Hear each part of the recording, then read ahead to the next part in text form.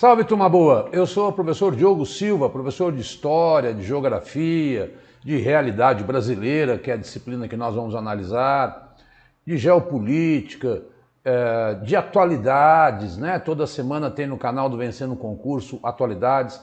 E eu quero esclarecer, neste início de curso, eu vou procurar seguir a sequência gravando conforme os tópicos do edital selecionado aqui, né? São 15 temas. E aí eu vou tentar gravar um vídeo por cada tema. Esse primeiro em específico, bom, deixa eu explicar o que é realidade brasileira. Realidade brasileira, ela tem uma certa diferença e os alunos às vezes confundem. Ah, é atualidades. Ah, é história e geografia. Não, são os três juntos. Mais ciências sociais, no caso sociologia, e mais geopolítica brasileira. É um conjunto de 5 disciplinas. Quando você pega atualidades, por exemplo, você trabalha com atualidades Brasil e mundo, e às vezes até você pega de um município local, a história e a geografia do município local, do estado local, né? Aqui não, aqui é o Brasil, e eu considero realidade brasileira, o Brasil de fato, que nós estamos vendo, muito a partir do censo que retrata o Brasil, mas o Brasil, digamos assim, pós-pandemia, a pandemia para cá, 2020 para cá, né? Então eu sempre digo, não adianta ficar olhando questão de 2013, 2016, 2000, até 2018 eu acho meio caduca. Você pode olhar questões desse tipo para se ter uma noção da sua banca tal, se está de acordo, né? No caso, a banca aqui é a Sesgran Rio. Mas, cuidado, eu tenho visto professores de cursinhos colocando realidade brasileira como história e geografia. Não é. Confia em mim. Eu dissequei o edital e vi, olha, isso aqui não é história, isso aqui não é geografia, isso aqui é sociologia, isso aqui é atualidades, isso aqui tem até noções de direito, de Estado Democrático de Direito e Cidadania, né, que sei lá, poderíamos até incluir noções de direito, mas apesar de já ter noções de direito no edital, mas eles incluíram um leque muito grande nesse edital e está levando muita gente ao erro. Por isso que eu preferi ir fazendo tópico por tópico, né? Então, esse tópico é o maior deles, é o tópico número 1, porque ele trata de 200 anos de história do Brasil. Eu vou fazer um resumo. Digamos que são 15 questões de realidade brasileira, são 15 tópicos, vamos chutar que eles façam uma questão por tópico, terá uma questão de história do Brasil. Então, ficar estudando história do Brasil a fundo daria um curso de 15 horas, pra você ter uma ideia. Você vai usar o seu conhecimento de formação de ensino médio, né? Pega os seus livros didáticos antigos, se você tiver alguma dificuldade em lembrar de algum episódio da história do Brasil, recente, dos últimos 200 anos, não cai Brasil Colônia. E eu aposto que você tem essa bagagem, porque a gente vai fazer um resumo tratando o Brasil no século XIX e o Brasil no século XX. Talvez eu não consiga fazer num vídeo só. Batendo 30 e poucos minutos eu paro e dou sequência a um outro vídeo para não te cansar, tá? Mas é um PDF só. Um PDF só que eu fiz com o bloco 1, tá? Então, esclarecendo aí como é que nós estamos organizando. Aí, talvez tenham 2 vídeos para esse bloco 1. O bloco 2, que eu estou preparando, vai ser um vídeo só. E eu quero fazer um vídeo para cada bloco. Este, como ele tem História do Brasil, é dividido em 5 subtemas, ele é o maior, né? Que tem mais conteúdo. Então, por isso, talvez 2 vídeos. Vamos ver aqui como é que vai andar a carruagem. Vamos lá. Olha, esses são os meus endereços pessoais. Eu sei que você não presta só um concurso. Eu gravo toda semana no canal do Vencendo Concurso Atualidades, que é bem diferente de realidade brasileira, como eu já expliquei. No meu Instagram, eu estou colocando, comecei esse ano de 2024, gravando, colocando todo dia uma notícia que eu acho relevante. Então é legal me seguir lá, porque também lá eu falo das aulas de atualidades, você vai prestar outros concursos que envolvem. 99% dos concursos pedem atualidades, né? Quando cai algo relativo a atualidades. Saiu o Bacen, não cobrou atualidades. Eu tenho 16 livros, estou fazendo o 17º sobre questões de atualidades. São diferentes, né? De questões de realidade brasileira. Eu fiz um livro, né, sobre realidade brasileira, porque eu tenho um banco de dados muito grande de questões que eu formulo, porque eu dou aula em vários cursos e sempre me pedem questões, eu formulo livros, é uma forma de eu ganhar pão. Como é que eu faço? Entro em contato pelo meu WhatsApp, tá? E aí a pessoa, eu mando em PDF, e eu não coloquei questões de história e geografia, porque você encontra muito em sites gratuitos aí de questões. Eu privilegiei mais a outra parte, né? Geopolítica, atualidades, sociologia, muitas questões sobre o censo 2022, todas comentadas. Está aqui, ó. Aqui está o bloco 1. Olha lá, o bloco 1, formação do Brasil contemporâneo. Primeira parte da Independência República, aí são 100 anos. Primeira República, elite agrária, então são 5 subtemas. Por isso eu acho que eu vou ter que fazer 2 vídeos. Vamos ver como é que vai andar a carruagem, tá? Então, dos 15 temas desse edital da Banca Sesgran Rio, esse é o bloco maior. Os outros serão mais diretos e até muitas coisas vão bater. Então, tem lá sobre conquistas africanas no bloco 2. Aí depois tem cidadania, aí tem política social, população. Aí você vai cruzar, e eu acredito que venha nesse sentido a prova. Aqui, ó, ficou meio deformado, mas aí é o livro que eu fiz com 130 questões, deixa eu sair daqui, com 130 questões comentadas, inéditas. É só mandar um WhatsApp para mim, eu estou fazendo a promoção, R$30 apenas, deu um trabalho, eu não saí de casa para esse final de semana, de sexta a segunda. Segunda-feira eu terminei, comecei na sexta-noite, para selecionar no meu banco de dados, tem mais de 1.500 questões, as 130 que eu entendo que abordam os últimos 3 anos, que eu acho onde a prova vai se debruçar, tá? Então, é só mandar um WhatsApp para mim, porque isso é direto comigo. É um trabalho pessoal, que a coordenação do Vencendo Concurso me permite apresentar o meu trabalho pessoal. Então, é comigo, não é com o curso. E não adianta, eu pensei em colocar no Hotmart, mas o Hotmart com uma taxa muito alta e fica inviável te enviar, comprar. Comigo direto é mais barato, né? Eu vendo os livros de atualidades todo dia, aí, né? Mas esse é diferente, esse é sobre realidade brasileira. Como eu falei, a atualidade sempre tem Brasil e mundo, né?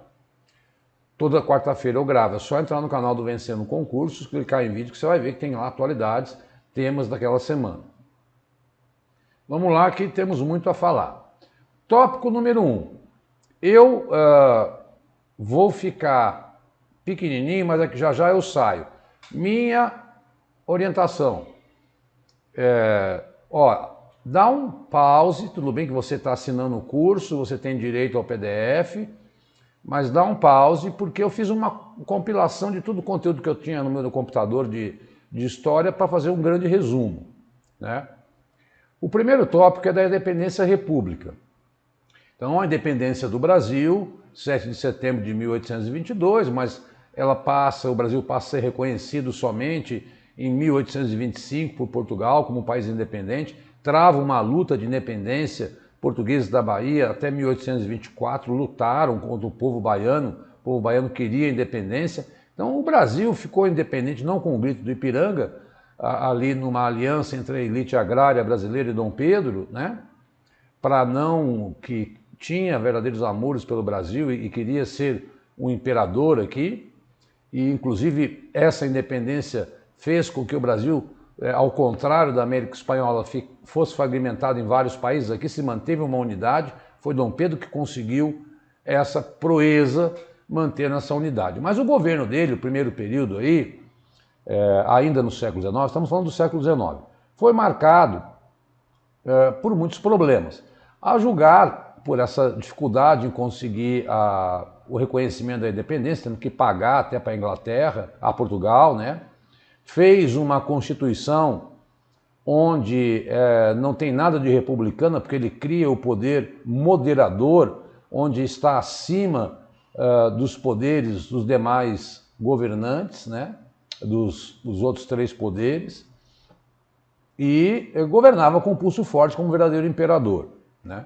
O voto era censitário, e a gente entende que o século XIX, né, esses primeiros tópicos, é a construção do Estado Nacional. Então eles podem tratar disso. Como foi a construção do Estado brasileiro? É a partir da independência, né? É no século XIX que o Brasil se constrói escravista, elitista, agrário, né? Dependente da política externa. Esse é o grande modelo, não só no primeiro reinado, como no segundo reinado, né? A economia do primeiro reinado, o Brasil comercializava produtos cujo preço de exportação estavam caindo, tais como algodão, açúcar e tabaco. Isso dificultou muito, ele travou uma guerra com o Uruguai, a Guerra Cisplatina, enfrentou a Confederação do Equador, que queriam transformar o Brasil em república, ou seja, ele enfrentou algumas revoltas internas, bem como a luta pela independência, e guerras até externas, como a guerra para anexar o Uruguai. Foi um momento muito turbulento, porque Dom Pedro governava com um pulso forte e não dava o poder às elites agrárias que o apoiavam nesse período, né? Com uma personalidade muito controversa, era o Brasil começando a se desenhar. Tentaram fazer uma Constituição onde ele não tinha poderes, ele fechou a Constituição. Muito bem. Dom Pedro vai abdicar aqui, depois de tantos protestos, e duas coisas o levaram a abdicar do trono. Ele perdeu popularidade, quebrou o Banco do Brasil em 1829, que o Dom João havia fundado quando chegou aqui. Então a economia aos trancos e barrancos. Então a primeira experiência aí do governo brasileiro foi desastrosa.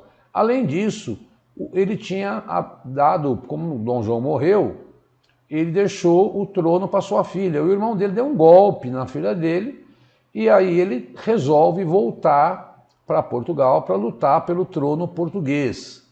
Recentemente, né, na reinauguração do Museu do Ipiranga, até trouxeram o coração dele, que estava lá na cidade do Porto, né? Os restos mortais fora o coração, porque ele venceu essa batalha, mas ele vai morrer muito jovem em 1834. E aí quem vai governar o Brasil, Diogo? Olha, entramos num período maluco da história brasileira.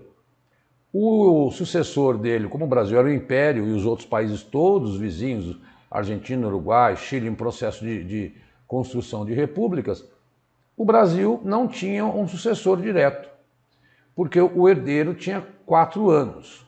Então criaram, como aqui no Brasil sempre se cria, uma etapa temporária, que também foi uma tragédia, que foi o período regencial, né?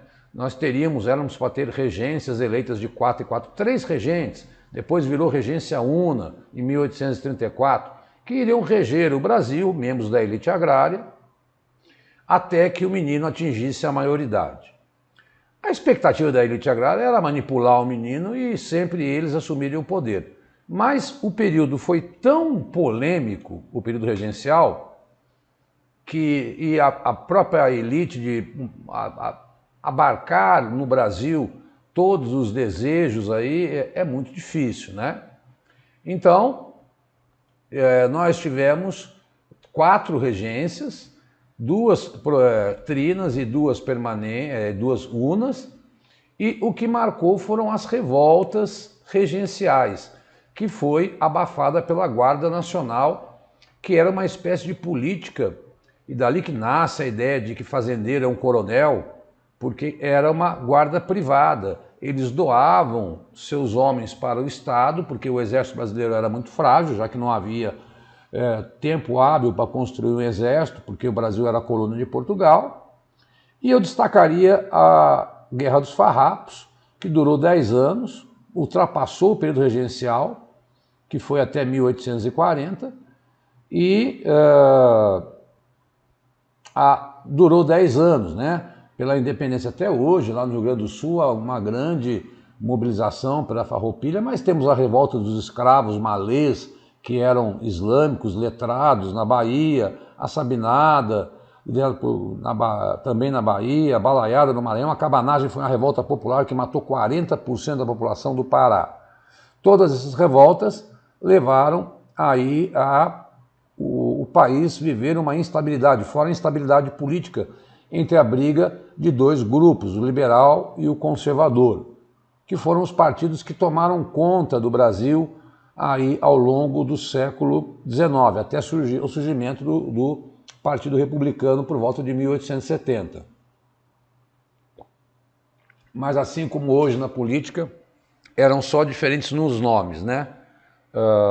Talvez os conservadores eram mais ligados à Igreja Católica, à escravidão, os liberais tinham aí um apego mais aos negócios com a Inglaterra, enquanto os conservadores eram mais ligados à terra. Um à Inglaterra, outro à terra. Pois bem, com esse desastre que foi o período regencial e o desastre que foi o primeiro reinado, né, ambos com muitas revoltas, tal, essa ideia de que o povo foi sempre pacífico no Brasil é uma ideia que você tem que desconstruir na história. Vem o segundo reinado. Esse é o período onde um homem mais tempo governou o Brasil, durante 49 anos, de 1840 a 1889, que é da independência da República, que é esse primeiro subtema desse tópico, que é o século XIX brasileiro, né? O segundo reinado, né, é o reinado, um menino que falava muitas línguas, que teve a melhor educação do mundo, foi caracterizado por uma relativa paz entre as províncias, aí já se consegue estabelecer uma calmaria com a formação do exército, mas teve a Guerra do Paraguai, que muitos chamam Guerra do Brasil. Aí, o expansionismo de Solano Lopes e os interesses ingleses forçaram o Brasil a conter esse avanço do Paraguai, que era uma potência ali na época, né? Então ele vai se encerrar com o golpe da República. É o momento como o Brasil se consolida como nação, como eu falei, é o momento aí do Brasil ter a construção do Estado Nacional. Se vier uma pergunta nesse sentido, é no século XIX.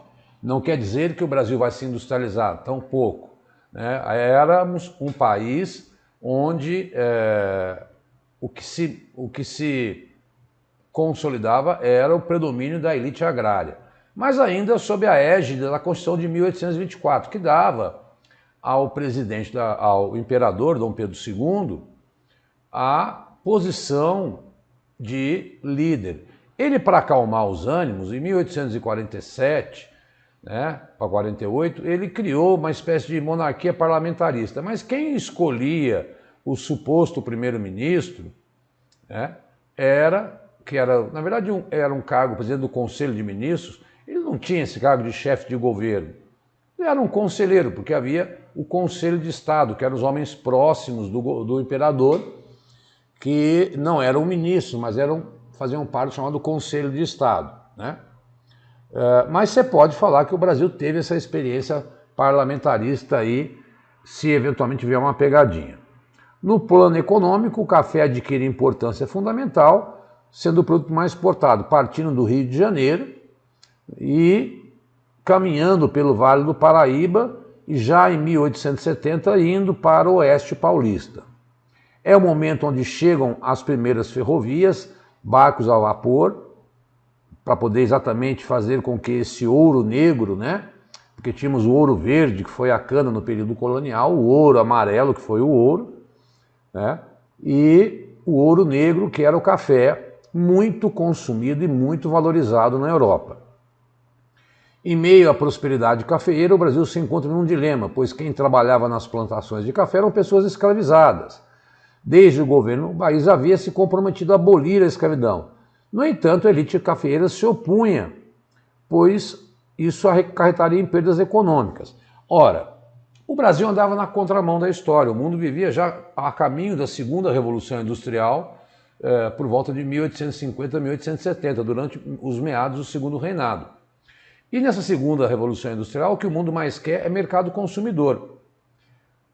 Manter escravos significa evitar consumidores.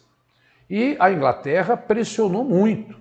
O Brasil até proibiu o tráfico negreiro em 1850, fez uma lei de terras em 1850 que inviabilizava a compra de terras por migrantes que viessem para cá.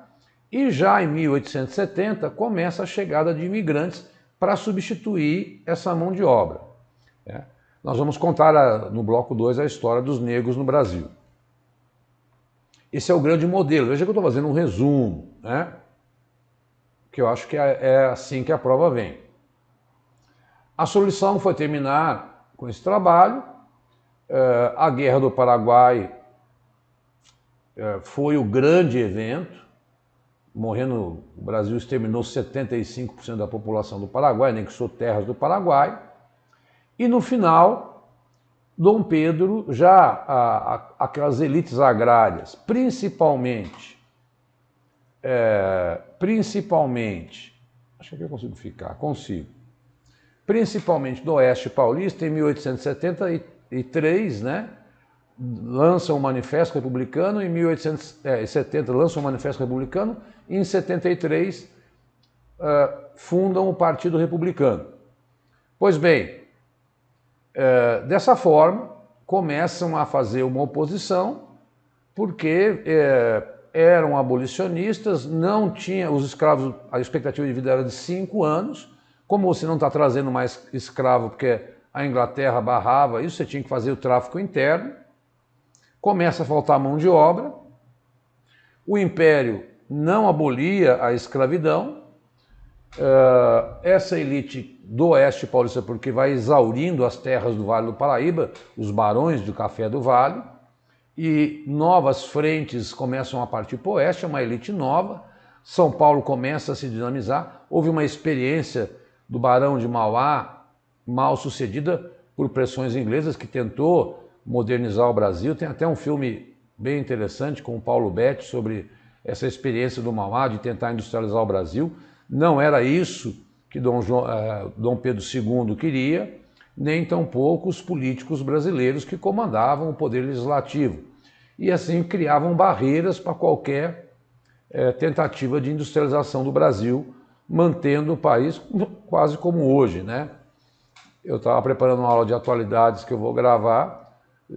O Brasil é um grande exportador de commodities, é a soja, é o minério de ferro hoje, é o petróleo, E parece que a gente teve um pequeno surto industrial nos anos 70, e nos anos 50 com Juscelino, mas hoje a nossa matriz industrial está muito empobrecida. Bom, deixa eu ver aqui o próximo slide. Ainda sobre o segundo reinado, deixa eu sair daqui, começa a campanha abolicionista, e a formação de quilombos, os escravos apoiados pela Igreja Católica, solicitavam sua liberdade na justiça. Como eu falei, não era desejada pelos fazendeiros, eles perderiam o investimento na compra de pessoas escravizadas. Mas era uma elite já decadente, a elite do Vale do Paraíba, que apoiava o imperador.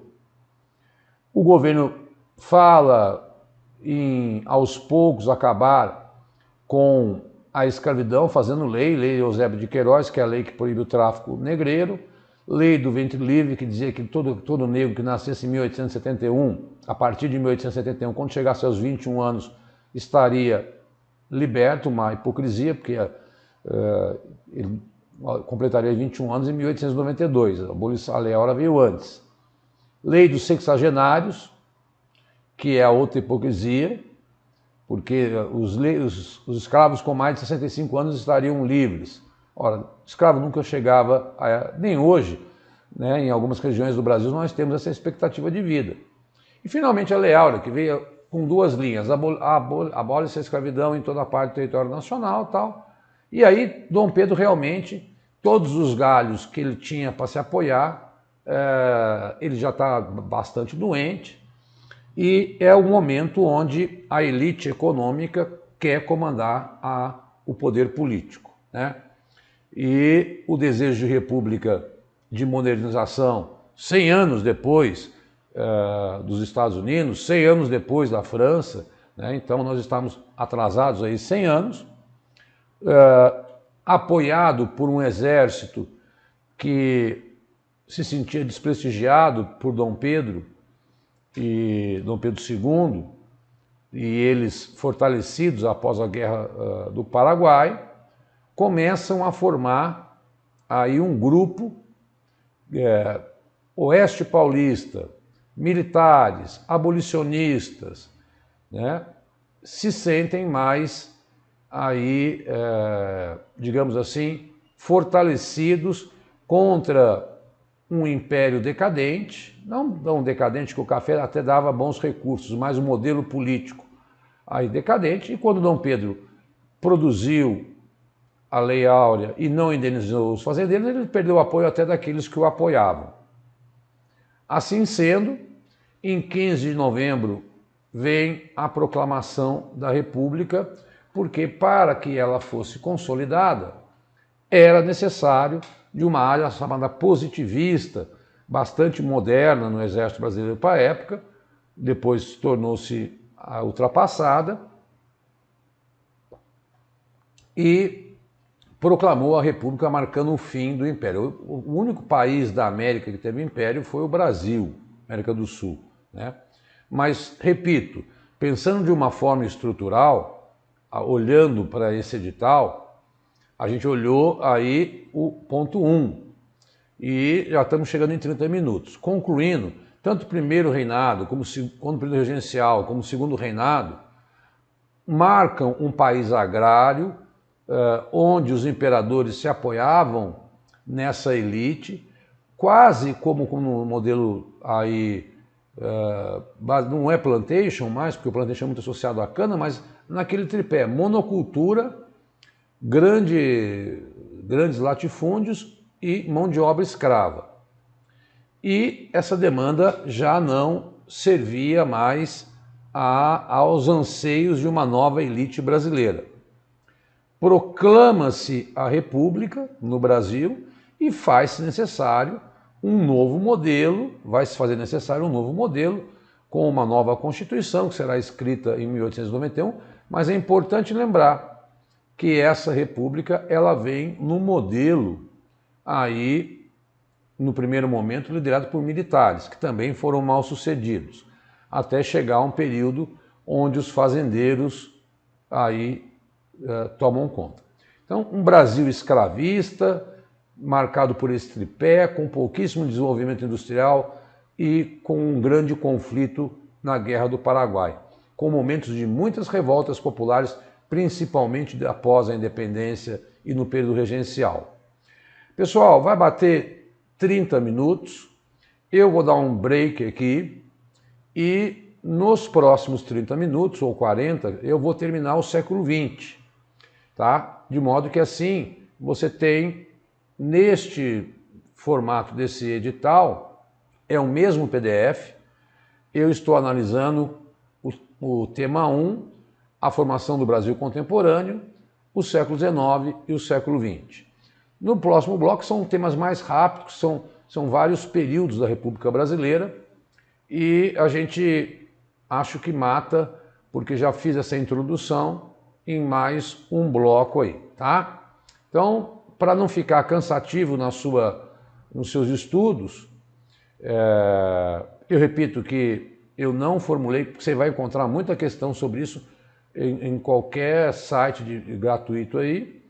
E aí eu volto agora para falar do século XX no Brasil. Muito instável politicamente. A história do Brasil o período de maior estabilidade política brasileira é o período que vem de 85 até agora, até 2024.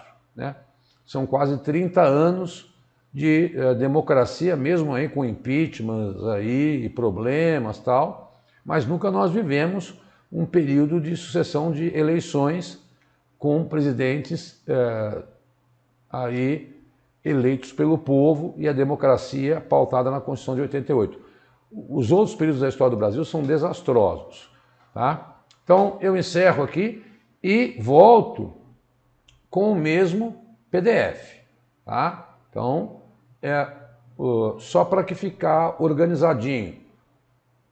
30 minutos para o século XIX, 30 minutos para o século XX, e aí a gente mata esse bloco 1 aí. Beleza? Não sai daí. Você acaba de assistir a uma aula ou uma parte das muitas aulas que nós temos aqui no Gabaritando CNU, Concurso Nacional Unificado. Se você chegou até aqui é porque gostou, não é verdade? Então continua, porque eu tenho um recado importante para te passar.